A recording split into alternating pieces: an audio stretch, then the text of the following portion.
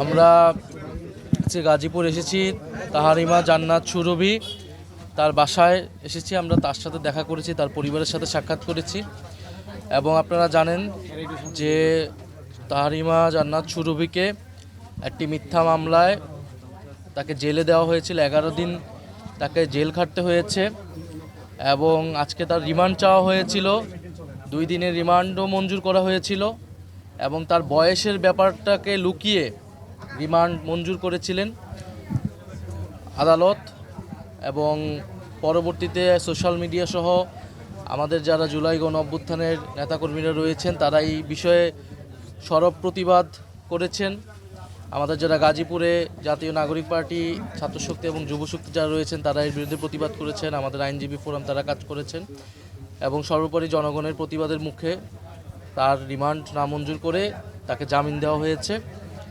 আমাদের এই বিষয়ে বক্তব্য হচ্ছে যে তাহারিমা জান্নাত সুরভি তিনি যদি কোনো অন্যায় করে থাকতেন, তিনি দেশের একজন নাগরিক হিসেবে যে আইনি এবং নাগরিক সুবিধা সুযোগ পাওয়ার কথা ছিল, তার যে অধিকার ছিল সেটা কিন্তু তিনি পাননি। এবং স্পষ্টতই তার সাথে কোনো ন্যায় বিচার করা হয়নি। এবং পরবর্তীতে আমরা জানতে পেরেছি এই পুরো বিষয়টাই ছিল বানোয়াট। এবং মিডিয়ার মাধ্যমে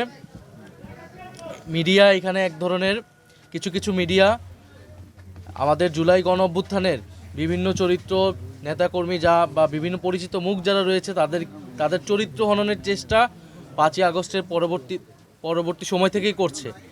এবং তাহারিমা জান্নাত সুরভির ঘটনাটাও কোনো বিচ্ছিন্ন ঘটনা নয়, এই ঘটনাও আমরা সেটারই একটা ধারাবাহিকতা হিসেবে দেখি।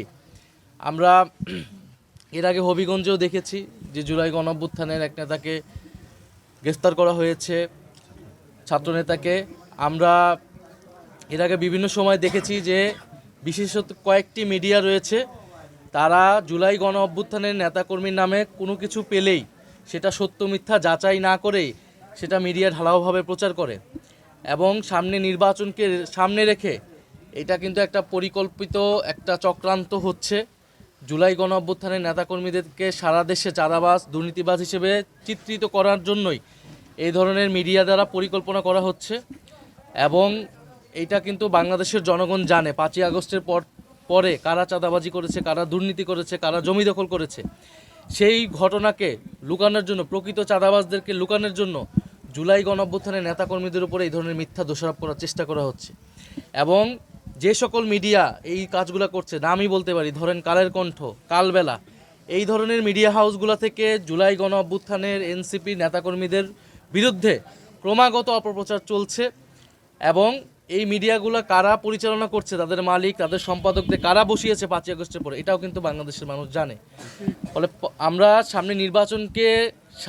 নির্বাচনকে ঘিরে যদি দেখি যে মিডিয়া নিরপেক্ষ অবস্থান না নেয়, বেশিরভাগ মিডিয়া কোনো একটা দলের পক্ষে অবস্থান নেয়।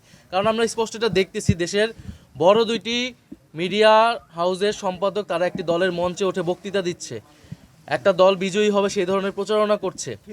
একটা মিথ্যা জরিপ ছেড়ে এক ধরনের পরিস্থিতি তৈরি করা হচ্ছে যে নির্বাচনে যেই কারচুপি হবে, নির্বাচনে যেই ভোট ডাকাতি হওয়ার পরিকল্পনা করা হচ্ছে, সেটাকে যাতে, সেই ফলাফলকে যাতে বৈধ হিসেবে ঘোষণা করতে পারে, এই ধরনের একটা পরিবেশ তৈরি করা হচ্ছে, বৈধতা আদায় করা হচ্ছে মিডিয়ার মাধ্যমে। এবং সেক্ষেত্রে টার্গেট করা হচ্ছে যারা গণ অভ্যুত্থানে অংশ নিয়েছিল সেই সকল ছাত্রনেতাদের, সেই সকল মানুষদেরকে। আমরা স্পষ্টভাবে বলতে চাই, এ ধরনের পরিকল্পনা যারা করতেছে তারা সফল হবে না। এবং মিডিয়ার ভাইদের প্রতি আমাদের অনুরোধ থাকবে, সাংবাদিক ভাইদের প্রতি অনুরোধ থাকবে, মিডিয়া হাউসের প্রতি অনুরোধ থাকবে, আপনারা নিরপেক্ষ অবস্থান নিন, আপনারা সত্যটা প্রচার করুন।